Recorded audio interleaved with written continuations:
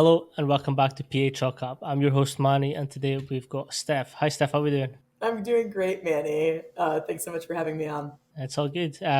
Like I've mentioned off the podcast, I've been following you for a while now, and it's I'm thankful to be in the position where people like you come on the podcast and we can just chop it up and really get into some of the specific things that you do in the industry. But for those listening, if you just let us know who you are, what you do, and how you got to where you are. Awesome. All right. Yes, my name is Stephanie Mock. My current role is Assistant Athletic Director for Sports Performance at the University of Pittsburgh. I've had a few stops along the way. I started out as a collegiate volleyball player at West Virginia University. And that's where, once I finished up playing volleyball, I started my first strength and conditioning internship there, which I'm super lucky and grateful for. After that, I was at University of Pittsburgh as an intern a long, long time ago. I don't want to age myself too much. And then after Pitt, after that internship, I was lucky enough to land another internship at Clemson University, where I served a pretty long stint. I was there for 5 years. I was lucky to be able to kind of come in grassroots approach of being an intern, a graduate assistant, did my master's there. I was an assistant strength coach and then assistant director under Rick Franzblau. And then I was lucky enough after being at Clemson for 5 years to get my first leadership opportunity at Mississippi State University. So moved over to Mississippi from South Carolina, was a director there for 3 years, was able to work with some really cool people there. And then once I was there for 3 years, I got this current role as assistant AD for sports performance at Pitt. And it's crazy to think, but I'm my fourth year here. So super grateful for it. And now I oversee strength conditioning and sports science. And same thing when I was at Mississippi State, I did a similar opportunity, but really excited to be on this podcast and just share some of my experiences with you guys. As a strength coach, we deal a lot with Excel's, spreadsheets, and building out the best program that we can for our athletes. Although, when you have these large amount of spreadsheets and Excels and printables and packs that you need to hand out to your athletes, it can get a little bit overwhelming, especially with large amount of files. Mine's personally has crashed, deleted, and that to me is a big burden. That's why since starting my own business, I've went with TeamBuildr. TeamBuildr is an all-in-one programming software that has truly changed and leveled up the way I coach and the way I program for my athletes. With TeamBuildr, you can create customizable workouts, track your athletes' progress in real time, and even generate performance reports with just a few clicks. Athletes can also fill out their own workout data by using either the tablet or their smartphones in the weight room, which, most importantly, eliminates the paperwork that we all hate. This also gives your athletes accountability for their program and their progress as they are immersed within it. If you are interested in using TeamBuildr, head over to teambuildr.com and sign up using code PAChalkup. That's PACHALKUP to start your 30-day free trial. So obviously you've had quite a journey up until this point and quite big names as well to be working under. How was that experience for you, like going over and being under some of these like great coaches that are at these institutions? Yeah, I mean, I'm super grateful for my first opportunity. I worked under really Mike Joseph. He's still there at West Virginia now. Really gave me my first opportunity, and Daryl Bauer, to not only work with Olympic sports but with football, because that's when really the head football strength coach oversaw all of the sports, which it was really cool to see that infrastructure and layout from a leadership standpoint. So two great mentors that really pushed me outside my comfort zone, my first internship, and really taught me the ins and outs, and really allowed me to learn, like, this is what I want to do, and without that first opportunity, I wouldn't be where I'm at today. And then after that, just being at Pitt, that's when Kim King was here many moons ago, with like, she was hired by Buddy Morris, when Buddy Morris was at Pitt. So yeah, just some legends that have kind of come through the University of Pittsburgh, as we all know.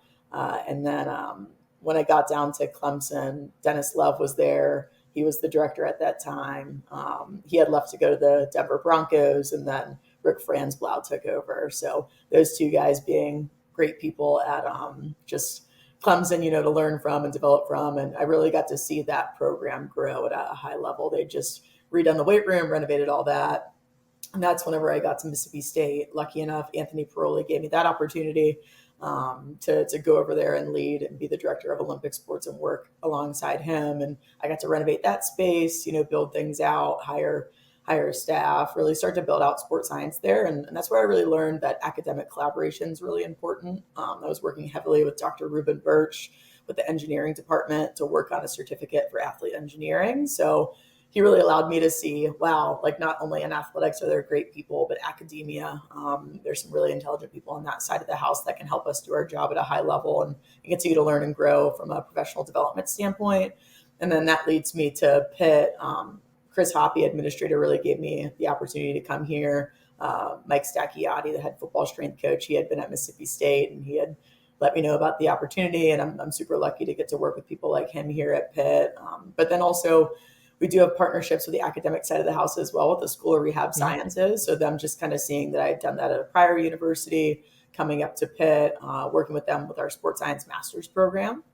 And then also we have the neuromuscular research laboratory too. So I think just throughout these stops, it's important in whatever university you may be at, never kind of overlook the people on the other side of campus. If you're working in athletics, it's easy to kind of get your head dug in the sand and not really open up to, wow, there's great resources for your interns to go talk about like resume development or cover letter or really just professional development alongside just some of these different unique collaborations to do research as well. Did a podcast with Sachin McDonald. He is a private facility strength and conditioning coach in Seattle, and he was talking about like different ways that you can build out your not just resume, but like your self as an S&C coach.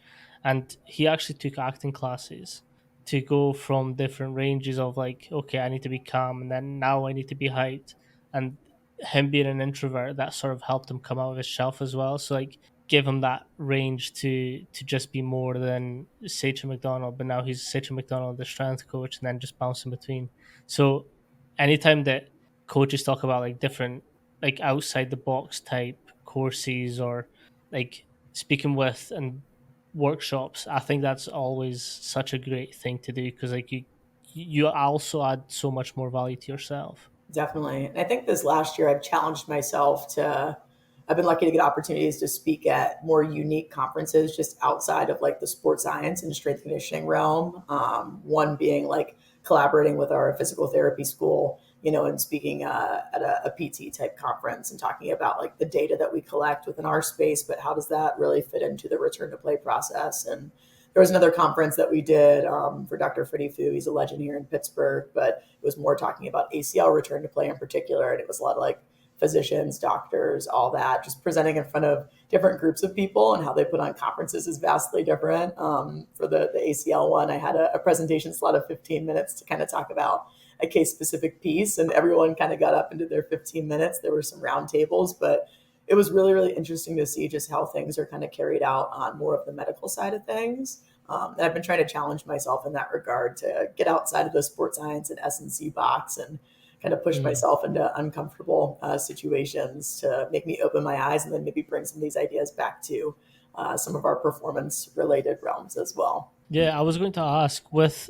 sort of being shaped by all these like legends in the S&C and sports science world, what are some of the sort of things that they taught you and how they implemented that teaching into you as a young intern and then coming through the ranks? Yeah, I've just learned that no matter where I'm at from a stage in my career, I still have more to learn. And I think our field is really just like getting started. I think from a strength and conditioning side of things, like sport coaches really understand and respect that role and what they need to do to kind of service the team. But really starting to hiring our first ever director of sports science here at Pitt, it's been quite the journey of just educating, performance team members, sport coaches of how this new performance realm kind of fits into the model. And you have to be patient, with a lot of new things whenever you're coming in. And I've tried to really learning from my mentors. One, you have to have a relentless pursuit for knowledge, and then two, you should show that like I understand and respect all the other like cogs in the wheel, so whether it's sports medicine, nutrition, sports science, strength and conditioning, sports psychology, I want to learn more about those areas. Clearly they aren't my space of expertise, or I don't really, I'm like more of a generalist of just trying to understand it, respect it, and understand how it plays within the performance team. But yeah, just being a lifelong learner, no matter if I'm literally an intern coming in or like sitting in my role now. There's challenges in every role, and really just problem solving, and finding Mhm. solutions, then trying to like prepare and read into the future, right? We know we have like a lot of different challenges coming our way with just the college space and how it's changing. But what can I do to best prepare? And I can never think that like I've arrived. I'm constantly like in pursuit of learning, attacking new challenges, and just keeping my ego aside and being humble. And like what you're doing, Manny, I have so much respect, like talking to different professionals in the field and learning from them. Like, I think if you're talking with someone, they think they have it all figured out. Like, I don't know. I just try to surround myself with people that are like minded, that are going to continue to push me. Mhm. And whenever I'm doing hiring, I'm looking for that. Like, I'm looking for humility. I'm looking for someone that wants to learn. Clearly, work ethic's going to be really important. And I got that from all of my mentors coming up in the field. 100%. I am often, so I get the opportunity to speak to a lot of people, and I do my own research on the side as well. Like my research area is female athletes and menstrual cycle and how that impacts their physiology and performance and some of the psychology aspects of it as well. But like, I don't know if you're the same, but the more I read into it, the more I study, the more I research, it's like the less I actually know, because there's like so much more you could chase after. And like what you've been saying, you can look and pick at other fields to really look at how different aspects happen and sort of affect that certain thing. Like one of the biggest things that I've learned with my research area is that although all females are different and monthly cycles can be vastly different with the same female, let alone different females, but culturally there's a lot of differences as well. So like some might be very reserved, whereas like you don't talk about it, you don't even like acknowledge it, whereas others are like more open and honest with everything that happens. So for me it's always like, let's speak to the person first and figure out how they feel about it and if they're comfortable enough to even talk about it. But you always chase that next thing, like what can we do better to like better understand this thing. Yeah, no, I think, and sometimes, especially in the sports science realm, I think it's common like an ebbs and flow, right? Like at first, when I was at Clemson, and luckily football was doing really well then, they won a national championship, and we had like an influx of all of this money. And it's like, oh, our budget is X amount. We can kind of buy any piece of tech that we want. So then we bought literally everything we can get our hands on, but then you have to make sure that you have the infrastructure and the people to run the tech, So then I got to Mississippi State, and I'm like, all right, I know what worked really well, and what pieces of technology we had and information we were collecting to really make decisions based off of. So it's kind of like almost simpler is better. Maybe we have three pieces that we're making decisions off of all three, and maybe we're kind of diving into some new research on one more additional piece. But yeah, just things coming kind of in ebbs and flows of just understanding what's important to the entire performance team. What are we making decisions based off of? I know that's said it like three times, but it's really important, right? Because a lot of people will Hmm. collect all this data, and then it's like, hey, on the back end, how are you deciding like changes in training? Maybe you're doing more. Of course, everyone thinks you're always doing less, but what are you really utilizing to make the best decisions for your student athletes is the most important thing, right? 100%. And it's also understanding like how that specific piece of equipment, what it actually means as well, like understanding the why behind the test that you're implementing. Like if you're using VBTs, like what adaptations are you wanting your athletes to chase? Like same with catapult, what are you actually doing with the data, and what does that mean for like load management or any type of like recovering from like the performance or the game or something.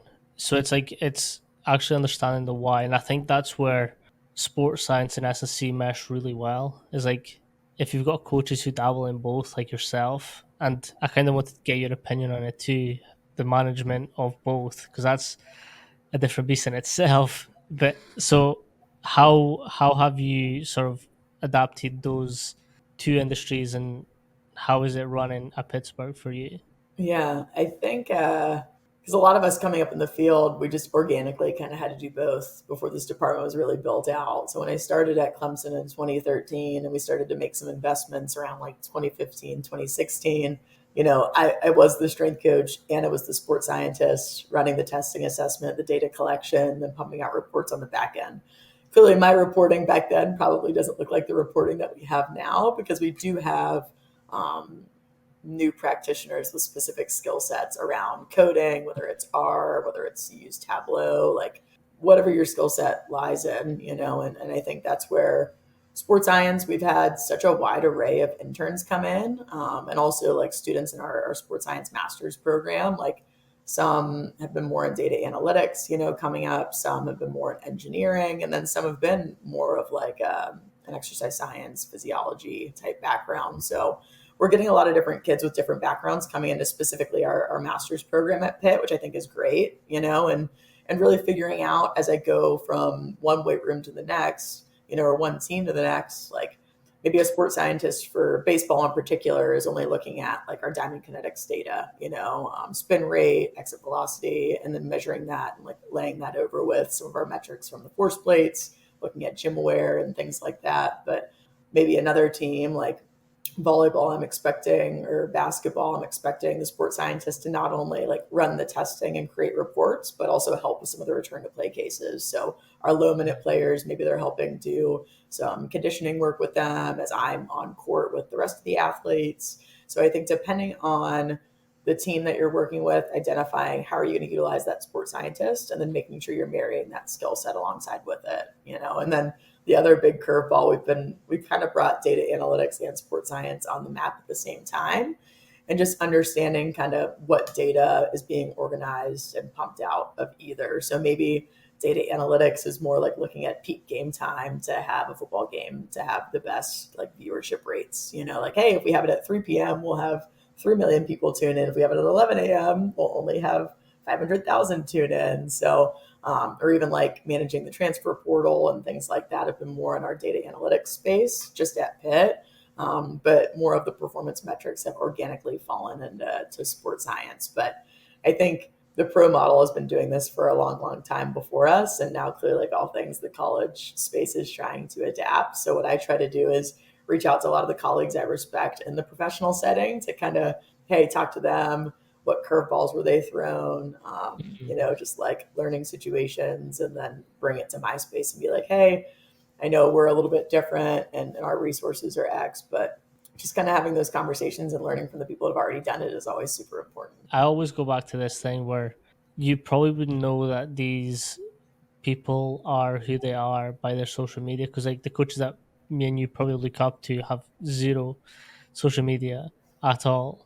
So you're just kind of like, is this the right guy? With sort of the different management aspects of your role, how how does that look day to day for you? Yeah. So I think coming into this role, when I left Mississippi State and I was a director of Olympic sports strength and conditioning, and coming into more of a assistant athletic director title, I was just thinking, I was like, man, I'm going to be sitting in more meetings, I'm going to be managing more people. Clearly, my heart and soul started like training lots and lots of teams on the floor. When I was at Clemson, I worked with over, I don't know, 19 different sports, just understanding whether it was field sport development, plyometric training, speed development, rotational sport athletes. So I think I was super grateful to have that exposure to a lot of different teams, and I definitely, probably my toolbox got built out the most there when it came to actually X's and O's of periodization, because I went from helping with men's soccer to baseball to tennis to diving, volleyball, track and field. It really allowed me to speak the language of a lot of different sports. So whenever I sit in a role like mine now, if I have a recruit come in from any sport, I've probably worked with it, I understand it, and I can kind of throw some type of pitch out there. But in a leadership role, you should be able to sit down with any head sport coach and have that conversation and problem solve. So I do sit in a lot more meetings, but usually I wake up. I do train one sport still, volleyball, because that was my bread and butter when I played in college. So I think it's important right now. Like, I'm not that old yet. I still like to stay on the floor and coach a team, and then just still be in it, still be in that applied setting and seeing what problems are happening, like what can I help solve, not in my day to day, but like if I'm dealing with this in my current situation, I'm sure there's other strength coaches or sports scientists dealing with it in the other 18 sports around me.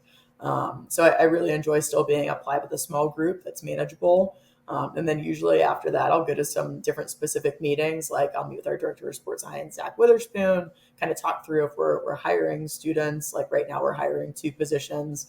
Talk to him about how that's going, go through some candidate pool things, like talk about what's important for what we're looking for in those roles. Um, and then once we kind of talk about that, right now we're doing sports science master's student placement. So we get all the applicants to our sports science master's program. Really, ideally, we talk about where they're coming from, skill set, and they kind of prioritize what teams they want to work with, like 1, 2, and 3. So maybe Joe Schmo likes football as his number one choice, men's basketball number two, and volleyball number three. So interviewing and organizing all of those, and then I do lead our all performance meetings. So like all of our performance team heads, from whether it's nutrition, sports med, psychology or mental health, sports science, of course, strength and conditioning, and then administration, talking about just things on the horizon. So like one example is we're adding new teams to our conference, being in the ACC. We have to go to the West Coast, so adding Stanford and Cal, and heading out that way, as you know, because you were on the West Coast at one point. But kind of what are we attacking when it comes to student athletes traveling, across the country, and how can we attack that time change of 3 hours, Mhm. and how can we make sure performance is peaking, give them the right skill set to make sure you're going to bed at this time, make sure you're hydrating on the plane.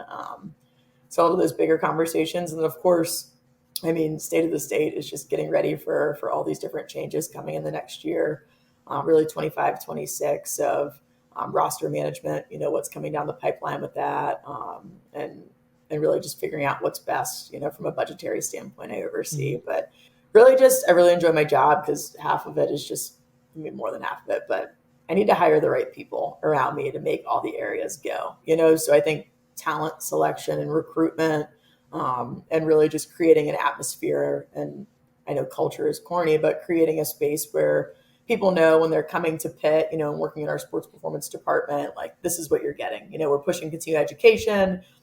We're always pushing the envelope to continue to get better. We're giving the best services to our student athletes and sport coaches.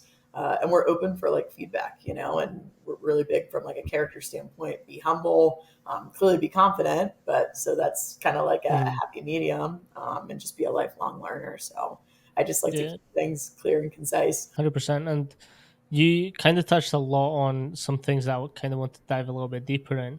But one of the things that you've just said is culture is corny. Like, it has been overused, but I don't think it's ever corny, because like that, your whole program depends on the culture that is built around either coaches, athletes, staff members. So I don't think that's corny at all. And I really learned what building culture and what that actually does when I was across there. Like Yeah. in the UK, like culture is built, but it's more like reserved. Like there's not really like any other rah rah stuff that happens in the US, which I'm a big fan of. Um, so going across there and really seeing that happen and how that actually impacts the program, I'm a big fan, because like I don't know. I think your athletes trust you a little bit more when they see like a little bit more of that human side, that passionate side. So yeah, strategies. What's some of your strategies for building that culture and really making sure that from staff members to staff member and like athletes all have that common sort of expectations culturally? Yeah, I think it all starts in the hiring process, and like for me at Pitt, when I came in, there were a lot of staff here, which were great. So I had to sit down and meet with them and just talk about like, what are my expectations? Because you owe that in a leadership role to your staff. This is what I expect of you. Let's talk about, and I think it's really cool because every strength coach has their own teams, right? Like you're leading men's basketball, women's basketball, volleyball, men's soccer. So you're your own leader of your own team. And I never try to micromanage people. I think depending on where you've been at, you can think about all your different mentors and bosses over time. But I hire different coaches for different teams for a reason, because they have different skill sets, right?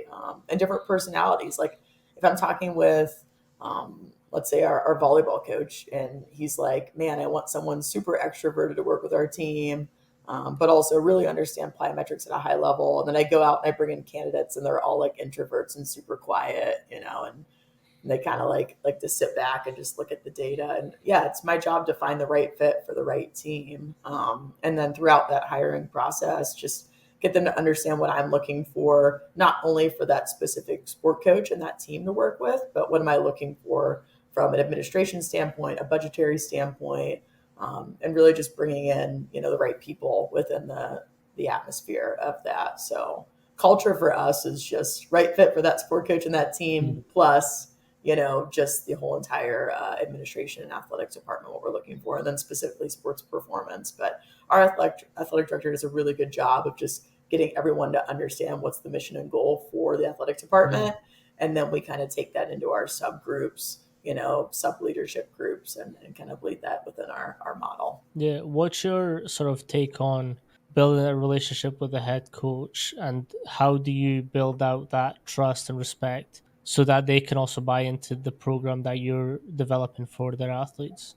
Yeah, it starts with like when you get to a school and I start working with a sport coach, like I go into their office and I ask them a lot of questions, and I really try to understand where they're coming from. And I did this when I got here to Pitt. I'd met with every single sport coach and I had a long list of things. And one, I think that's super important to just get to understand where a sport coach is coming from is like, hey, what are your past experiences with strength and conditioning and sport science?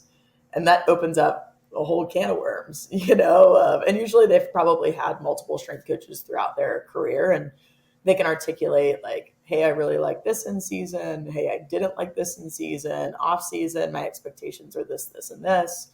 Like, these are conditioning tests I've done. These are performance tests I've done. And usually you can get a really good understanding of a lot of the time if a sport coach hates the weight room, there's an Mm. underlying reason. They probably had a bad experience in the past. And it's your job to kind of figure that out and find small wins. Like maybe they pull their team out of the weight room altogether, and it's like, hey, you know what? Can I get, let's say, like our return to play kids in the weight room, step one. And then they're like, all right, I'm seeing small wins with those kids. Like maybe I will put the whole team in there for one day a week, find some more small wins. But sport coaches, I think, like we got to give them more credit in regards to they probably sit in a space. They have a philosophy or a feeling towards like whether it's the weight room or some of the sports science numbers for a reason. And it's our job to kind of ask the right questions and figure out where they're coming from.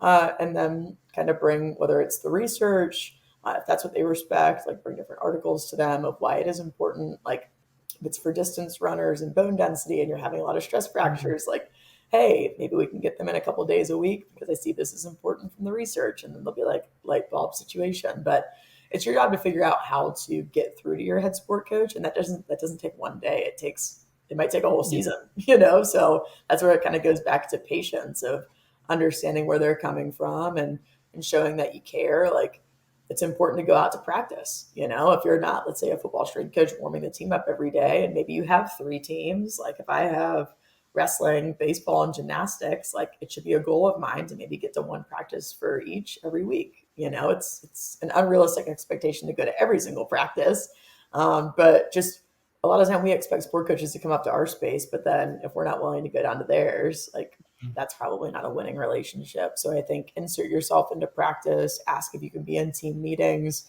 asking if you can be in film sessions to learn the language, and the different Mm. formations on the pitch, let's say. So I think the more that you can kind of dive into their space, and if there are things you don't know, like it's your job to dive in and learn more and ask questions. And Yeah. sometimes I've seen small wins with like an influential assistant coach to the head coach because you have to understand your head coach is a really busy person. So maybe they have like a right hand person that writes practice or does like a lot of their long term athlete development or their recruiting, but get with that assistant coach and talk to them about like, hey, what's our recruiting model? What are we looking for in these recruits? Then you can understand better once they get on campus. What do I need to build them into for like our DNA for our team? That's actually like a quite interesting take, because I've heard obviously go in and understand their language, understand how they speak about certain movements and the movement efficiency that they are looking for whatever sport it is. I've never sort of heard anyone talk about like if they're really science based, show them research articles targeting whatever their pains are, or just that way of managing. Is that how did you sort of come out about with this philosophy, and really trying to manage that tricky situation with them?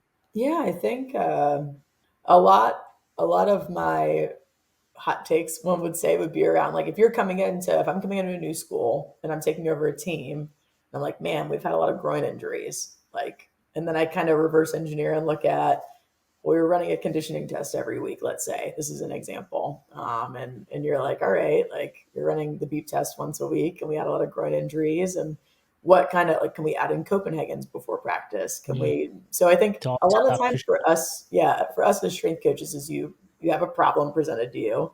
You need to find a solution. A lot of our sport coaches are very intelligent people. They have a master's degree. Maybe they did an exercise science, but versus you just being like, we should do this just because.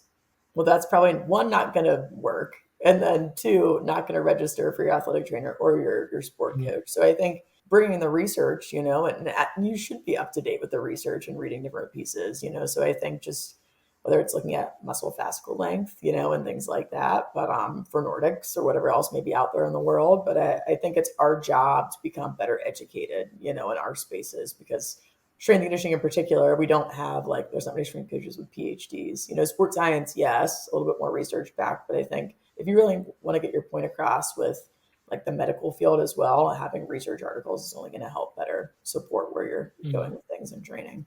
Yeah.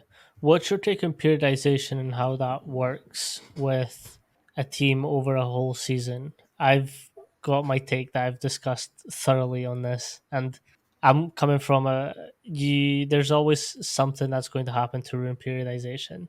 So being gung ho on that exact periodization is going to probably drive you mad at some point. What's your take on periodization and how these different factors may affect it? Oh man, periodization is because I oversee 19 sports, so like I got to That's why I start out. wanted I to got to ask you. zoom out to like 50,000 foot view of first thing, as we all do, is talk about key performance indicators for these different sports, and figuring out what's going to make this athlete elite, an elite jumper for volleyball for an outside hitter, let's say, right? I have that talk with our sport coach, right? Now let's talk about the whole entire year as an annual plan. Like we have some elite volleyball players on our team. So some of our girls are playing all year round. We play in the fall, then we have a spring season, then they play on Team USA, and then we're back in the fall. So periodization, our girls are playing all year round. A lot of time that's with basketball too, with their competitive schedules and things like that. So volleyball, for example, like for us in season, we do carry out microdosing for preseason into the fall season. Really, from August to December, we're doing microdosing, and then we have a traditional strength training model the rest of the year. So just figuring out that's what's best fit for us to really lift before practice every single day, and then on Mm. the road as well. From a periodization standpoint, it's usually like a strength, power, speed, game day, CNS primer type day, game day, off day. And we do that from, August to usually December, end of December. And then, like right now, for example, in the summertime, we're really trying to accumulate some work capacity and volume to kind of have those strength residuals to carry us through season. So we have 6 weeks. We usually do like a 2 week eccentric block, a 2 week ISO block, and then 1 week of power. And then we start preseason, and then we'll carry over power again. And then we kind of run it all back and, start microdosing. So I think it's just case specific. And for all our different teams, like if you look at a baseball, they play 3 games a week. They play on like a Wednesday, or 4 games a week. They play on a midweek, and then they play Friday, Saturday, Sunday. So it's really just looking at that specific sport. What are the KPIs? Like, what are the testing and assessment we're going to run with that sport, and then figure out periodization around that, talking with your sport coach. And really like your time restraint with college sports is tough because you don't have them for a certain time of year, as we all know. So just figuring out like how to handle those times that they are with you versus not with you, and doing periodization with all that. Plus, if they're playing, like this is an Olympic year, so we have some athletes playing in the Olympics, and competing in the Olympics. So figuring all that out so they're peaking at the right time. I know it's a very loaded answer, but yeah. No, and I think you touched on some really good points as well. And it's that strength, power, and then everything sort of falls in after that. Can you sort of give us a reason as to why you pick strength, power, and then build out that way? Yeah. No, I think so. Usually for our strength day, that's going to be more of like let's say like a squat day for us and like some Nordics. So a little bit more like the eccentric based, and then our power day is gonna be more concentric, like a trap bar deadlift. And then our speed day is gonna be more of like a fast hang clean. And then our CNS primer day may be like a med ball slam, like a lot of med ball work on that day. In between game days, a fast Mhm. clean, maybe an overspeed jump, or something like that. So really just trying to get us to peak and prime at the right time when we're playing Yeah. 2 games a week. When we're playing 3 games, it gets a little bit stranger. Just so people are a little bit more aware of microdosing means and how that's sort of implemented, can you describe how that all works out for you guys? Yeah, it's usually, I mean, we're just giving the minimal effective dose to give that stimulus to the student athlete. So we always talk about dose response relationship. So I'm giving them a dose of something and I'm seeing how they respond. And that's what I'm talking about when we're really building that work capacity and that strength, like really in the summertime leading into it for 6 weeks. So those residuals carry on and hopefully like help out in regards to getting us from August to December. A few things that I've seen really great about microdosing. So how we lay it out, and I'll just say ACC play because that keeps it a little bit simpler. Our preseason schedule is crazy traveling across the country. Mhm. But we play on Friday and Sunday, and Monday is usually our off day. Tuesday will be our longest lift day, and we're always lifting right before practice. So instead of, let's say, doing like a 15-minute warm up on the court of glute bridges and knee Mm. hugs and jogging back and forth, like we decide to do a minimal effective dose, right, to help us really prime and prepare for practice at a higher level. So our longest lift day is usually that furthest day out from game day. It's going to be that Tuesday, and it's usually 25 to 30 minutes. And that's where we're getting like an explosive movement. We're also getting our big squat day, and we're usually using a gym aware of some sort. We're going to jump on the force plates that day, of course, as well from a readiness standpoint, but utilize the gym aware for specific speed, depending on where we're at in the training block and all that as well. So that's gonna be our longest lift day. As we get closer to game day, the lifts get shorter. So maybe it's 25 minutes, 20-ish minutes, 15 minutes. And really the second day is gonna be a lot of our unilateral work. And like I said, Mm. trap bar deadlift, concentric type work as well. And that's gonna be more of like a 20-minute lift. And then as we get that day out, it's a 15-minute lift. That's more of like a speed type day. So it could be like an explosive step up, a hang clean, our Olympic movement, a loaded jump. It could be trap bar jumps, depending on the student athlete, kettlebell swing. Yeah, and then we hit game day, and then we, depending on like the one thing you have to think about microdosing is like I do travel with the team on the road because we lift on the road. So if we're playing on the road or Mm. at home, it could change. So I think you have to be extremely creative and adaptable. Of a lot of the time, I can get in a weight room on the road. So maybe we were going to Duke, and they're like, "Yeah, you can come in and lift," or Miami. But say if the weight room's closed on a Saturday, maybe I have to ask them to like leave some kettlebells in the gym, and I have to use bands, kettlebells, and med balls. But usually, like a lot of schools in the ACC, they're awesome with letting us get in and utilize their weight room on a Saturday. But especially with female athletes, I've seen that if you do the traditional strength training model, let's say in season, which there's nothing wrong with it, if you're lifting your team once a week on a Tuesday for an hour post practice, like there's a lot of things possibly working against you, right? Like they're coming from a 2.5 hour practice, they're probably dog tired. The lift's Yep. going to be a grind. They'll probably be like, man, I hate seeing my strength coach. This is terrible. I only see you once a week when I'm really tired, and then go on with the week, versus I've seen it great for relationship building. Up, I see them every single day. We're lifting every single day. It's just normal, especially for the freshmen that come in. Like we only have 6 weeks in the summer if they come in early to get them up and ready, and you get them to a good point. And then when you only see them from an exposure standpoint once a week, they're lifting IQ and things like that. Like when you're lifting once a week and maybe you get, I don't know, 16 lifts in versus you see them 3 to 5 Mm. times a week, getting those exposures from a technique standpoint and trainability. I've seen like freshmen in particular become way better lifters in this model. And really just athletes enjoy coming in the weight room again in season because they're coming in before practice, right? And they see it as a way to like prime their bodies to get ready to go. And as I've had athletes go on and play pro, it's something that they've still enjoyed doing when they're playing internationally and whatever else of, hey, this gets my body ready to go. Like, why aren't we lifting before before we go to practice. When they start to lift after practice again, they're like, man, my body does not feel great. Like I can grind Mhm. through it, but if you really want to get maximal exposures, a specific dose, and find a way to utilize that lift to prepare me for practice, it's definitely been a great tool to add into the toolbox. But there are some cons because if your weight room is really far from the practice facility, like I can't lift. Like we're set up that our weight room's right above the courts. So like we lift, we Nice. walk down a set of stairs, we're at practice. Like if in proximity your weight room's not very close, like I've been in other places where you lift, you got to drive 15 minutes across campus and then you're at practice. It's like that's going to make things tough. Or if you don't have, like I have a pretty large staff where it's like me, a paid intern, our sports scientist, like we come in, we jump on the force plates, they come over with me, we lift. If I have like a more senior group or a more speed specific group versus more of a like strength accumulation, like freshmen, whether it's freshmen or return to play, or something like that. If you don't have a big staff to kind of get kids through fast, it can be tough as well. So it's no perfect tool like all things, but it's definitely been great as an in-season tool for me. And I picked it up from Corey Schlesinger. When he was at Stanford, I was at a conference and I heard about it.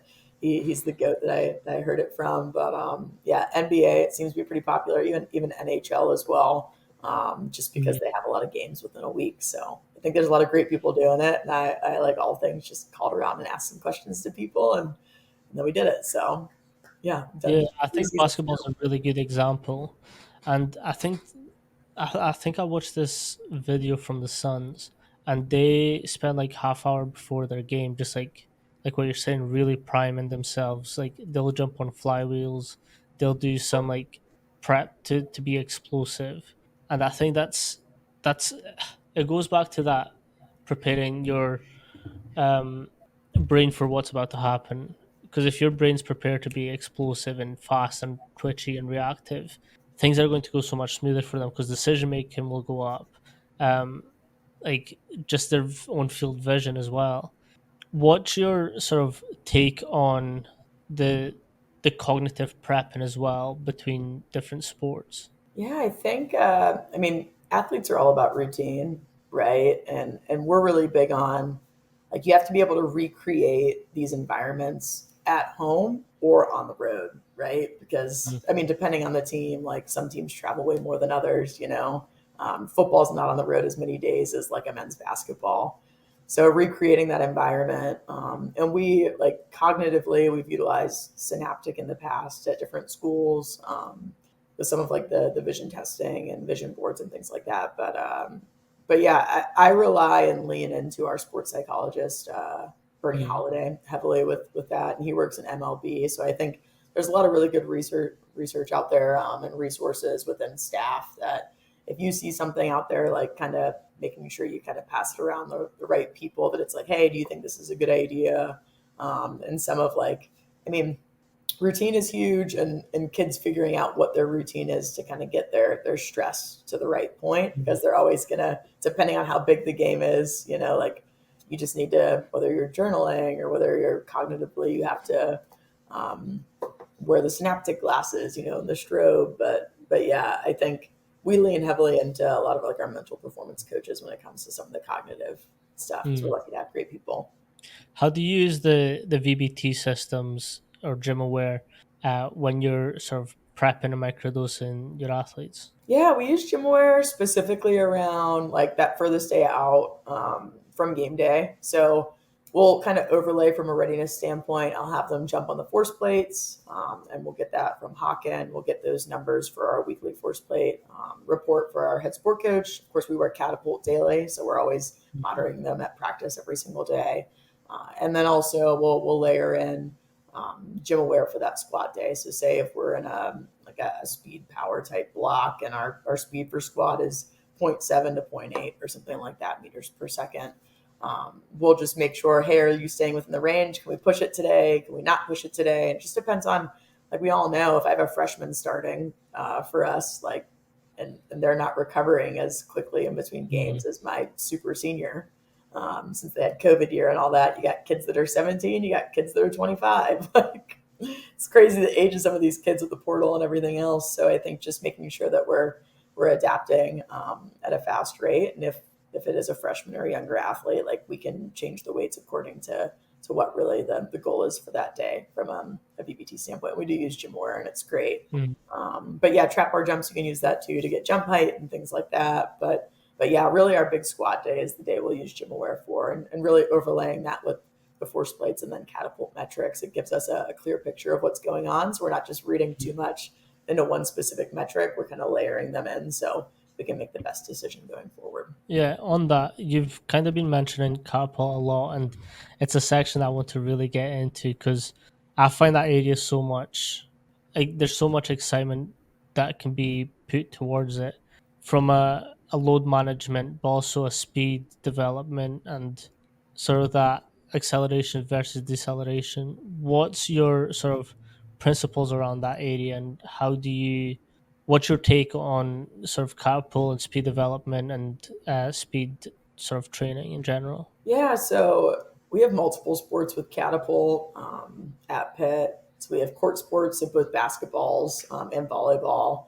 utilize catapult. And like I said, we use it with volleyball. And then field sport wise, lacrosse, football, and then both our soccer programs. So we have a lot of information coming in from catapult depending on the team. And what we really use it for sport coaches is just like we created drill library. So you're talking about like opening the pitch up to get high speed running, and then closing it down to get more deceleration and cutting. So we usually take the top 20 drills, let's say for volleyball, especially as we're kind of going into preseason to start programming, top 20 drills, and then we'll see elicit like drill per minute. How many jumps are we getting for our outsides, our middles, and then our setters?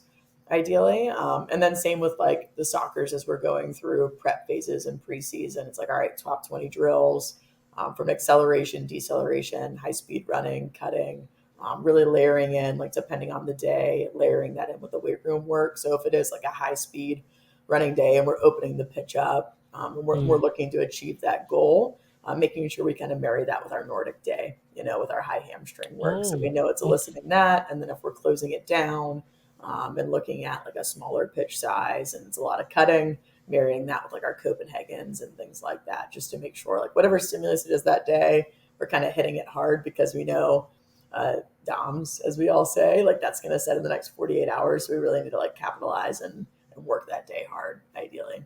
Yeah, can you just um try and describe a little bit or go into a little bit more in depth the so like for your high speed running days you do a lot of like hamstring Nordics, but for more of your acceleration decelerations you go more into your Copenhagen's and sort of more adduction abduction.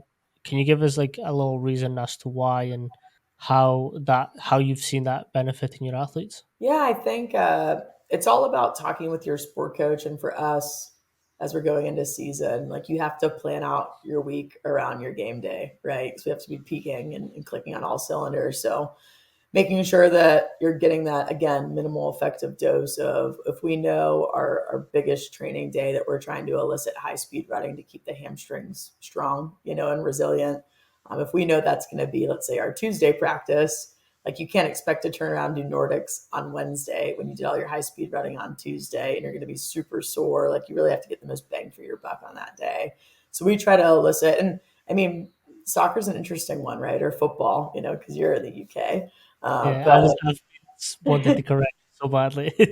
yeah, no, I wish being in America, there there is an American football and it reigns supreme. And But between yeah, me and UW talking about football, and they think I'm talking about American football. yeah. No, being Those in two the States, it's a conversations. different world. But after being in the UK and even Australia, it's interesting to talk with everybody over there. But yeah, just eliciting that stress, that dose response of, if we know we're going to have all our high speed running on this day, and you have to keep athletes fit, and handling, your top off guys or gals with soccer is a whole other beast, if they're not playing many minutes. But just figuring out like, okay, if this is gonna be our high speed running day, maybe you have practice, and at the end of practice, you literally have, I've seen people with Eric's pads and mini foam rollers, like at the end of practice, you knock out your 3 sets of 3 Nordics and then you're on your way. Like sometimes you don't even have to go to the weight room, if your soccer coach isn't a big fan of that in season. So I think there's always a way to elicit that response. And yeah, you want to double down on that day because that's going to be your only opportunity to knock out let's say Nordics or high hamstring stress. And then with the Copenhagen's, I've even seen it sprinkled in if you need to get a groin or adductor strengthening movement, and maybe they're not coming up to the weight room because it's too far or not enough time. Like you can always do it in the warm up before practice, or you do it post practice. Again, you just grab a partner, lift them up, whether you're doing Mm, ISO hold or taps or things like that. But yeah, when you're closing down the pitch and doing a lot of cutting and change of direction, doing it whether it's before, as a preparatory piece or a primer piece or at the end of practice, but you really want to make sure you're dosing them in an intelligent way that, yeah, if you're going to do Nordics the day after a high speed running day, good luck, because they're going to yeah, have a lot of residual soreness. So we just try to double down and maximize that day. And again, it all comes down to what dose are you trying to give the athlete that day, and then clearly what response are you going to see the following day, because you don't want to we do wellness check-ins, but we have practice and we know it's a high jumping day, and then the girls rate the next day like, hey, yeah, I'm a little bit sore. We're expecting that to be the response, right? Because that's how we kind of planned out practice. But mm, if we're at the day before game day and all of a sudden the next day we get to game day and you see a lot of hamstring soreness, like coach is probably not going to be too happy with you. So you want to do everything you can to kind of predict what soreness is coming about. And that's why mm. I think the drill library and utilizing Catapult in that regard is super helpful. Yeah. What does the load management look like for having specific target, like exercise specific, and then jumping and running and using those muscles again? Yeah. I think me personally, I've tried to get away from load management because I think it's gotten such a bad rap as of recent, like especially with the NBA and all the articles coming out. It's like we're sitting people out of games because of load management, which is like completely like whoever's writing that article and that prerogative, like that's up to them. But for me, it's all about like peaking at the right time, and I need to give that student athlete the best chance to be successful in their sport. So I always look at positional averages, right? And I'm like, okay, last year when we played a 5 set match for volleyball, like I know they could get up to 250 jumps. So that's going to be the highest amount of jumps we see in a game. So I need to get to that end point. I don't need to be there right now at the beginning of summer, Mhm, but I know we need to get there and touch that before we start preseason. So I think just understanding what time of year it is, what's the training block. It goes back to periodization. What's the goal of that block? And I know like reverse engineering where we need to get to at the end of summer. I need to build them up to that amount of jumps. I know load management a lot of the time that'll come into if we are going to use that language, and we're really big with language, like I want the student athletes to know that like availability is key, and being mm, available to play in games. So if we need to figure out like what's that perfect picture for them, let's talk about that. Like if I have a freshman athlete versus a fifth year athlete, like their training plans in the weight room probably aren't going to look the same, but we're still going to try to get the most out of them. It's just maybe someone's on K box versus the other one's doing, a front squat because they just got here, so yeah, load management's a tricky one because I think when you talk about load management, everyone expects to just do less. And it's like, no, like mm. sometimes we do need to do top off runs because you didn't play it all, So like load management, I think, 100%. yeah, it's hard because I think that's where sports science has gotten a bad rap because they're like, all right, Mhm, sports scientists always come in and they say load management, do less. And it's like, no, a lot of the time it's half your bench is sitting. You got to do mhm, more. You got to keep these people fit and ready to go in case someone does go down. Like this person's ready to hop right in. So I think, mhm. yeah, I clearly it's in a lot of articles and people use it a lot, but sometimes I think like it gets a false narrative Uh, a little bit. I Yeah. should have probably specified when I'm talking about load management. I'm talking about like whatever they do in the sport. Obviously, sport specific movements in the gym is bullshit. You can't do it. But what I'm talking about is like what you've said. Like how many times are they jumping in like their most competitive performance? Can we at least get somewhere close to that number? Or my favorite as well is like looking at people who have been on the bench. How can we bring up their load by making them like do some shuttle runs or some jumps or whatever it is post game, like take 10, 15 minutes on the court after everyone's gone home, and they just finish off and top up their sort of gas tank, let's say. I should have maybe specified that a little bit. No, um, you're fine. But these are a lot of the conversations we sit with sport coaches, and they'll be like, load management. So you're telling me to do less? So I think it's always because they only see it in like negative articles, out there in the world of, sadly, the X world and Mm-hmm. Instagram. And it's like, that's why I think, one, like specifying language within your performance Yeah. team, not just like me and you, because like we're easy and we're able to have this Mm-hmm. conversation, but yeah, I think a lot of the time when people hear load management nowadays, like at least in our space, it's like, yeah, them sport coaches always being told, you do too much, you do too much. Yeah, It's like, well, 100%. I Like have to when get my athletes ready to play in this game. Like, exactly, we got exactly. to take 10 more jumps because they got to get this like technical or tactical skill Mhm. down, in some way, shape, or form. So it's super interesting. When you were talking about like we're very specific with our language, in my head I was like, oh, I should have maybe specified what I Yeah, meant by you're like, what about me? um This is good. This is the good. the one thing I can't remember when I read it. It was a while ago, but it was an S&C coach, and he was talking about jumping, and he said something along the lines, "I get my athletes to jump and then some." So what he means by that is like, say we're doing like a max jump effort, we're always trying to give them a a bar to where they're jumping to, right? But how are they going to improve? Because to improve, you need to uh, progressive overload, right? So jump higher. How are we going to do that? So his thing was, I asked my athletes to jump, and then on the next jump, I set a bar, like a sticker or something, even like just a little bit higher, so they can jump and some. And it's that thing of that constant pursuit of progressive overload by, even if it's like a competition, I love competing with my athletes and I love setting competitions for them as well. So it's that thing of, oh, he jumped this high, you have to beat him. Like you have to beat him. Or else like he's going to talk a mad shit to you. Like, and I love talking crap to athletes as well. Because like obviously the relationship has to be there.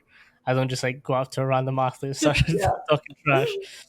I Like, love it. but there was this athlete I was with, and he's very competitive American football, but he was a long snapper, and obviously special teams doesn't get much attention on the field, but in the gym he was amazing. Like he was one of the strongest ones.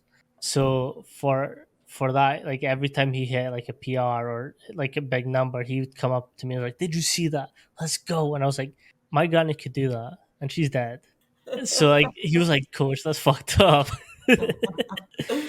So it's always that thing of progressing and like how to get the best out of your athletes. What are some tactics that you use to really make sure your athletes understand what you mean by pushing that extra little gear? Yeah. For, I mean, I'm lucky that the one specific team that I work with right now, our standards are already very high. We've been pretty successful. We went to three back-to-back-to-back Final Fours for volleyball. So I think like sometimes I have to educate them that like less is more, to be Mm, honest, because they'll be like, I want to come in for extra work every single day, and it's like, hey, well, how about like we're training every single day. I just need you to lock in for this session and don't worry about like the being next. here and then coming for more, because sometimes like, yeah, education of, depending on if you're only getting your student athletes once a week, that's way different. Like I see my kids every day because we always talk about want to versus have to mentality. So like, I want to get my vertical up. I want to squat. I want to do this. I want to do that. So, but from essence of an athlete, long-term athlete development coming in, even though this is kind of a thing of the past because of the portal and we don't get kids more than 2 years anymore. But like it's our job, and it's our job to do due diligence of, if you have an athlete coming in, I think sometimes it's like how strong is too strong depending on the sport that you're working with. Because I have a lot of extremely athletic like female athletes, but if they can already squat 2 times their body weight, like having different benchmarks for them to work off of, that like there's only a certain end of, I don't need you squatting the house slow as heck, that's going to drive down your vertical. So understanding that, like I have progressed different girls to different training modalities, whether it's utilizing isometrics, whether it's like maybe they are doing a K box, a flywheel centric instead of doing a really slow back squat rep or something like that. So I think just giving them different stimuli to make sure they're driving up adaptations to, again, it goes back to your key performance indicators, or we call it like our DNA for our sport. Like we talk about different positions on the field or the court, like what do they need to be able to do at a really high level.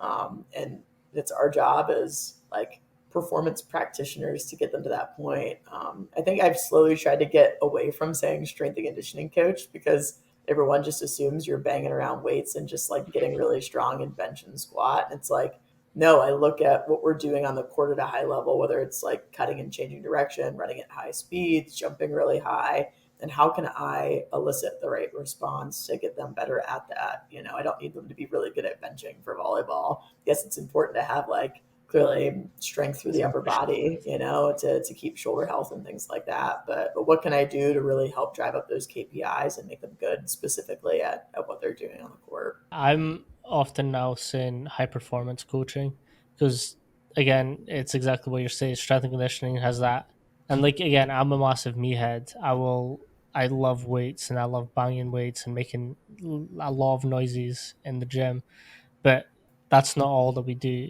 Like we are an industry where we're looking at KPIs and how to like get those 1% betters every single year. And like at sport, it's different because you can't improve every single week, every single month. If you get 1% increase a year, that's a lot. Definitely. Yeah. And it's like we're at that point where we got to make it to like that last round to Mhm. win the national championship. So we're like looking at every single thing we've done the year before to see like what can we do better, you Mm. know? And it specifically comes down to like skill sets that we see on court. Like, did we have an injury occur that we could have, you know, like kept from happening and things like that. So, um, but yeah, I think really in this day and age, you need to educate your student athletes, especially if you're working with a sport that is going to go on to be pro. Like if you're working with a men's basketball athlete that's going to go play in the NBA, like it's your job to educate them. Like, why are we doing these movements? Why is it important to your sport? How's it going to make you better in your position? How's it going to keep you healthy? Why is nutrition important? Giving them these skills that, like, when they go on to the next level, and I know they'll have resources there, but just understanding why they're doing it, you know, and that'll only help them buy in more to help their performance on court or on field. It's looking at our industry as education as well. Like if we educate our athletes on the right practices or what we aim to be the right practices, when they get into these professional roles and they've got some sports have enough money to hire their own strength and conditioning coach, they know what to look out for. They Mhm. can already be like, actually, I do really well with strength based to start off with, then power, then speed development, and all that stuff. They can actually make those informed decisions and be like, okay, he's actually not the right coach for me, or he is the right coach for me as well. Yeah. No, I think it's even interesting because I have student athletes, like one of my ball players, she's going to do the sports science master's program. So, Mhm. like, we have the next generation of student athletes, like, being sports scientists or being like, we've always, like, I was a volleyball player in college and now I'm a strength coach slash sports scientist. But, like, I was lucky to have a great strength coach, Corey Twine. Now he's with NASA, actually, which is really cool. But long Spoke to story short, but like, it's really cool when you have your student athletes like go on and work as a sports scientist or strength coach because they see how much it impacted their personal playing career. So they want to go and give back and make that their profession. So it's kind of 100%. coming full circle, which is cool. Yeah, one of my college lecturers said, more chance than not, you're in this industry or you're in something to do with sports because along the lines you've had a really good experience that made you think, I want to do that and help out the exact same way. And like having spoken to some like the people I go to for advice, like that's the reason why I'm here. Like I'll never forget that. Again, I was in high school. We had finished like playing for a cup game. We lost badly, but my teacher came up to me. Was like, just me. Like he pulled me aside in classroom and was like, "What could we have done better? Like in your opinion, what what could we have changed?" And like just having that ability to voice my own opinion, like set me on this path of wanting to give out that to my athletes as well. Yeah, no, I think I was super lucky to have a very elite strength coach when I started my career, and Corey's Wine made me want to like stick around and train all year round, like stay in the summer and lift and train summer session 1 and 2 when it's voluntary. Because I saw just the impact that it had, especially me because I'm only 5'3". You can't tell because I'm sitting down, but very undersized player to be a collegiate volleyball player at the D1 level. And I knew I had to maximize, the weight room to get my physical potential. So getting faster, getting better at change direction, and just becoming more athletic, and stronger. And sadly, I really didn't have like a college or a high school strength coach, because back then it was just like your football coach or your track coach was your strength coach, at least Mm, in my space, because we just didn't have very nice weight room, and all that. So now that I can like give back and create a better environment in that regard is super, I'm super grateful for it. 100%. What's your take on bucket filling, and how do you utilize buckets when coaching at Pitt? Yeah. So when you say buckets, like if I bucket my athletes in different groups, is this true? Yeah. So, Okay. say like the speed, power, strength, and what one lacks, you can sort of fill up their bucket a little bit more with some of the microdosing that you spoke about. Yeah, I think when we're in season, I'll look at the team and I usually have a conversation with the sport coach about like what's our starting lineup, who's going to be playing and who's not going to be playing is going to be the first conversation. So we have 16 girls on the roster, and I know like these 10 girls are going to be like contributing a lot on the court and these six are not. Then I already have two buckets, right? I have starters and Mhm. non-starters. So I know these athletes, the non-starters, are going to be the ones that could probably handle a little bit more volume, a little bit more workload and a little bit more conditioning in that regard. And that's going to fall usually furthest day out from game day. And sometimes even I create opportunities for their off day. Like if you're a starter, you're usually doing more stuff in the athletic training room recovery wise, or I mean, the weight room's always open. So if you want to come in and do more conditioning work in that bucket, if you're a non-starter, then that's always a day that you can capitalize. And same with that Tuesday as well. A lot of the time, as you know, like your non-starters are going to be your younger kids, so they Mhm. can physically develop a lot more. You can do a little bit more volume with them than the starters.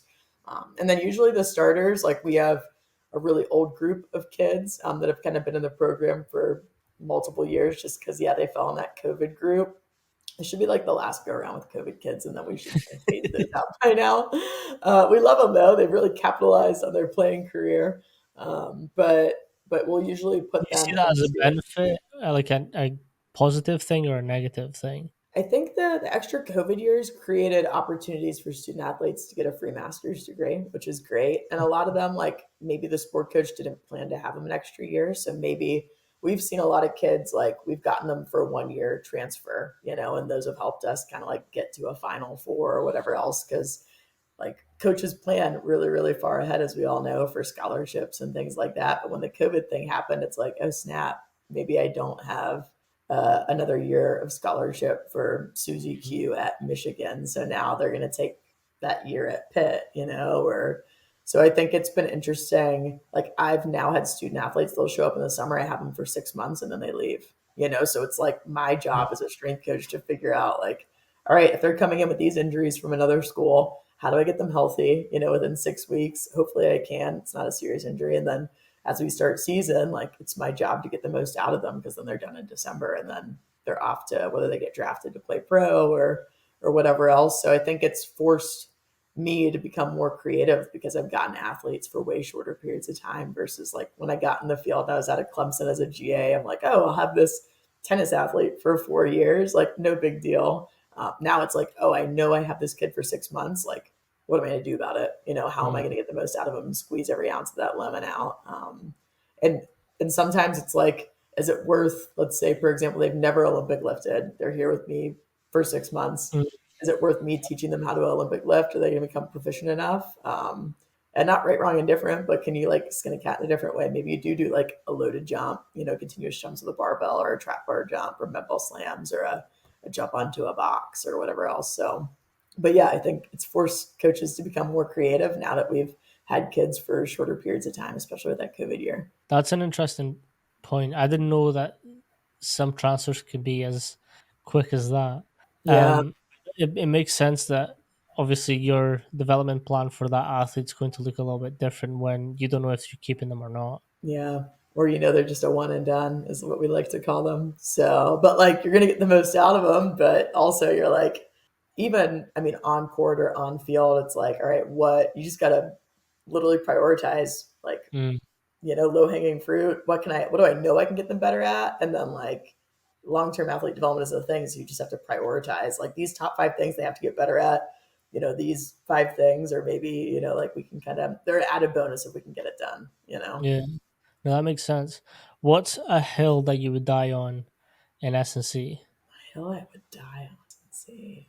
I mean, one thing that I know we need to get better at, and I'm continuing to try to find solutions, is just our way of evaluating if you're a good strength coach or not. Our evaluation system is could be way better. And I only say that because like I feel like a lot of strength coaches, it's like, okay, your head sport coach wins a lot. Like you've been undefeated with this football program or basketball or volleyball. Like, but it doesn't mean that you get a lot of wins. That means your sport coach is really good at the X's and O's, and you probably have the Jimmies and the Joes to win. But like, are you a great strength coach because your sport coach is, always 12-0? Does that Mm, correlate? So I think just finding a better way to go about evaluating strength and conditioning coaches is probably. I mean, it's something I'm actively like trying to do better in my leadership role as well. How do we sit down and evaluate? Am I good at my job? As the strength coach for pit volleyball. And people may say like, oh, it comes down to player availability and injuries, and it's like, I mean, I feel like that's a multifaceted approach of that probably has to do with your athletic trainer, your mm, dietitian, your strength coach, your sports scientist. Like I think that's a even though sometimes strength coaches take the brunt of it, like, oh, so and so pulled their hamstring, it's your fault. Like I don't think that's the best way. Like the pointing and the name blaming is not the best way to go about it. It should be a collective kind of piece, like stressor that everyone carries of like, hey, we had two season ending injuries. Like, how can we do better as a performance team to make sure that doesn't happen going in the next year? Because I think you're going to talk with like whether it's it could be your AD, it could be your head sport coach, it could be your head AT. I don't know, but like when you're having all these conversations about player availability, especially as we start to pay players more and more money as we go on, like it's gonna be important to start to do a better job evaluating everyone within the performance team. But yeah, I think there How can have be. you how have you sort of been analyzing these roles and their effectiveness, or what's your suggestion to analyze the effectiveness of the strength coach? Yeah, I think I've been having a lot of conversations with different professionals from all over the world about how they go about this, and and clearly like how I look at men's soccer S&C coach, um, where like clearly energy system development, speed development, like the KPIs for that sport, that practitioner should probably have a specific skill set of how to develop that versus maybe a men's basketball where like plyos and really plyos, change of direction, speed, just looking at the KPIs and then making sure that really the S&C coach is elite in that area. And that's why I think like there's a lot of different skill sets to go around. And I've been looking at Martin, I don't know, Boucher, I could be saying his last name wrong. You're saying that right. Um, okay, but he has a lot of really good resources about like really just how to evaluate your staff. And I've had a couple great conversations with him, and he has a great accent. So I'm jealous. I just have an American It's the accent, unlike French. you guys. But I think he has a lot of really good resources out there of how to go about evaluating your staff, and some good articles that you should probably check out. That's been helpful, Yeah. at least for me in a leadership role.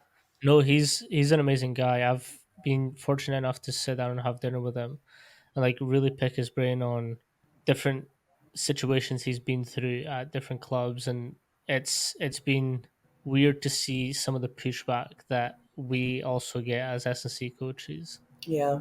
I think just always building alliances with the other performance team members, that's why I don't think anyone should be pointed the Blame. blame of something like that. It should be like something that's carried between the whole entire performance team and like taken personal. It's like, hey, we want to keep everyone healthy.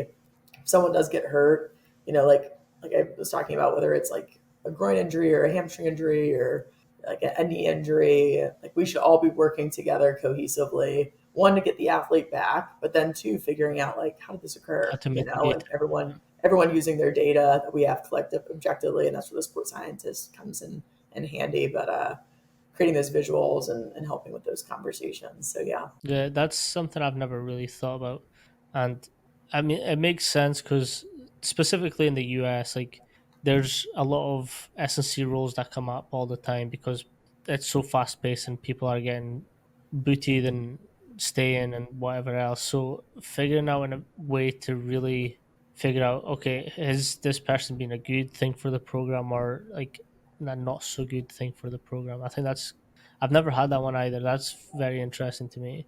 Yeah. No, I think, but yeah, if you ask me about a hill I would die on, I think like we only need to continue to better evaluate ourselves as practitioners, you know, Mm. and first you have to identify like S&C roles for different people look different. And whether you have like your five football strength coaches working with one team, you have men's and women's basketball, they only have one team, but then you have like some of these Olympic sport coaches that are working with three teams, you know, like expectations of covering three teams versus one team, you know, having five strength coaches for one team. And so I think there's a lot of different roles, which makes the world of S&C really, really interesting. But yeah, having more conversations about how we can continue to push the field forward and 100%. evaluate ourselves at a high level. It's what you're saying, like really diving into like new reads or research articles and like just expanding that. And like and I've been honest with everything, and I probably say every single podcast. This podcast is very selfishly for me. Like I love learning and speaking to Yeah. different coaches and how they perceive the industry and what they do. But I'm just in a fortunate enough position to film it and post it for everyone, which I like helping coaches as well. So I get loads of messages being like, "Hey, this is what I'm currently going through. Like, what do you recommend I do?" I was like, Yeah. "Get in contact with this person. I'll send emails being like, hey, he's looking for a place. Is there anything that you can offer?" So like, I 100% agree that like to become better, you have to actively seek out either conversations or new reads or some way to further develop your knowledge on what you're doing. Yeah. I'll grab a book actually too, because I know you wave Yeah. on fast, but the one that from Martin that I was just kind of referencing before I had the conversation with him, I read his Eagles book. Yep. So I'm moving it across slowly like you, being like Vanna White, but yeah, exercising your ego in high performance environments. But I think, yeah, hey, that was really helpful. And then I was like, oh, read this book, got in contact with him. And that's the one great thing when I talk to like sport coaches, they're like, wow, it's crazy how like the performance world, you guys are so willing to share information and talk about things that you're kind of going up against. So I think that's something on the flip side that we do really well is we're willing to talk training and In the and really US. yeah, in the U.S. The US. Well, Manny, you can impact over there in the U.K. That's what I'm trying. No, like I've had quite a lot of pushback in Europe, and it's in one way I get it. Everyone's kind of we're at the stage where everyone's like trying to protect their jobs and their roles. Like Mm-hmm. in the US, you're a little bit more friendlier with sharing knowledge and really getting to know each other's program and helping out. Because roles across here don't come across so often, we just like we guard it with everything that we can. But I hate gatekeeping, so I'm like, oh, you've got a question on speed performance. Sweet, I know so many people that do speed. Let me ask them the question, see what they think about it. But yeah, it's getting better as well. It's getting better. But Yeah, yeah, the US is definitely a lot better at sharing. definitely. Well, we're doing maybe something right, so that's good. Yeah, 100%. Yeah. Um, what's your PR song? PR song. Oh, I don't know if I can like say it out loud. I love some Buck Cherry. I'll say that. Okay. So if you go to Buck Cherry and you see some songs, probably the top three on Spotify, mine's within that. So Yours is within the yeah, I'll pull it yeah, up. yeah, yeah. Oh, I'm scared. I'm scared. Don't read them. It could be a bad word. But Yeah, yeah, okay. Well, no, Buck Cherry's probably some throwbacks, but I'm a fan of the band. I've never heard of them, so I'll put that on the way on the drive Oh, home. love that. Um, when you're doing conditioning, what's the playlist you throw on? Oh man, They're I two love some vastly like different. I love some throwback, like some Tupac and things like that. Ooh, So I like some rap for sure. fun fact: Yeah. "Hit 'Em Up" is my PR song. Oh, let's go. Like Love it, I that Manny. song gets me fired up. Yes, yes. I've gotten some of my paid interns in the past for straight leadership. They love like WWE soundtrack type stuff, and I think Okay, that's amazing. Like John Cena, like oh man, we have some wild music that plays. But at this point, being in a weight room this long, I listen to to just about anything. anything.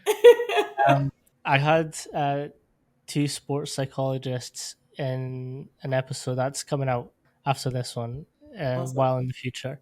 Um, but he was saying that his walkout song would be, it was like, I think it was Home Depot, like their song. I was like, that is definitely different. That is That's different. very different. Like, and again, I'm not in the US. I don't know what that song is, but I can Yeah. imagine it's like some elevator type music. Yeah. Very interesting. To finish off, what's one piece of advice that you would give new strength and conditioning coaches or coaches wanting to come into this industry? Man, I've always lived off of like get comfortable being uncomfortable.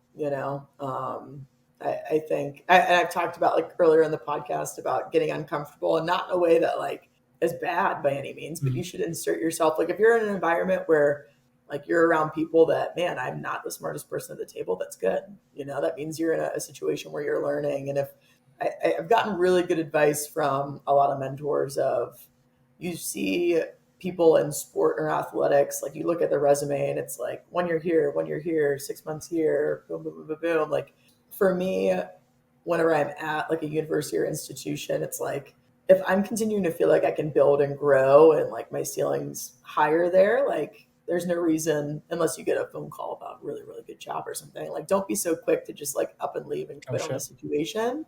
I think I've learned so much of like seeing a process through, and especially leadership opportunities, because when you get somewhere, like when I got to Mississippi State, it like takes a full year, whether it's like you're renovating a new weight room, you're building on a new staff, you're putting processes in place. Like if I left after that first year, like man, before I You'd kind of never see finish it out the fruition. next 2 years, I wouldn't have seen really like it's kind of like the flywheel effect from good to great. Like I just got the flywheel moving. It wasn't even starting to like propel and get itself really truly like building momentum. So I think don't be in such a rush to like look for the next job.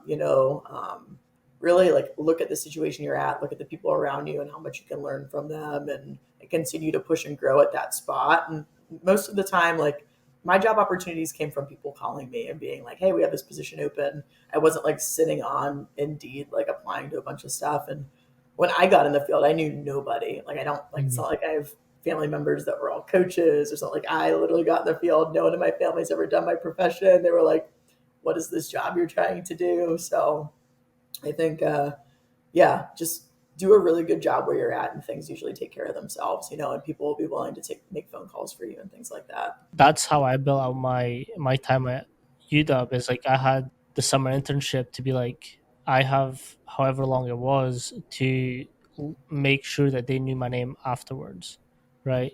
Because like they'll probably see so many interns, but I want to be the one that's remembered for doing something right. Obviously, it could have went either way, but thankfully it worked out. But like the more X's I crossed off, the more reps I got in, the more responsibility that was getting added towards everything that I was doing at the end. And like I always like to think that me, as soon as one session finished, already set up for the next. I think that's really what gave me that edge to really make that experience the best for what I did. And then again, like what you said earlier, I would jump in between the nutrition staff. I would jump in between the PTs, although I couldn't do much with either, but I could at least like help stock the fridges, like just pick their brain on contrast training or whatever it was, so I can also build out my knowledge base as well. Definitely. No, I think those small organic conversations actually accumulate into something really, really special over time. And yeah, like even having a quick conversation with your PT about BFR, like, oh, I see you doing like this and this with this athlete. Like, I want to learn more. And yeah, I think the more you try to respect like the other areas within the performance team and learn more about it, the more successful you can be and more well rounded, as a practitioner 100%. to speaking the I, different th- disciplines. I think it can help you out, like building out programs and the way you like your principles as well. Like I think if I wasn't in a position where I sat with Ali in the nutrition talks. Like I'm looking at nutrition completely different now. I'm not just looking as important for recovery and fuel, but like they need to feel good as well. Like their guts need to feel good to perform at the best. So I'm not going to just like, if I know they're feeling shitty, I'm not going to be like, oh yeah, let's do the hardest workout ever. Yeah. I think just, yeah, having those conversations and understanding, yeah, where they're at, whether it's talking with the PT, the AT, and then, yeah, the student athlete's the most important thing. Mm, And it comes back to having that relationship with them for sure. 100%. Thank you so much, Stephanie, for coming on. I really do appreciate you and giving up your time as well for this. Oh my gosh, Manny, thanks so much for having me on. Great conversation. And I'm excited to tune into more episodes. Perfect. Again, thank you so much. It was a pleasure to speak with you. Awesome. Have a great day.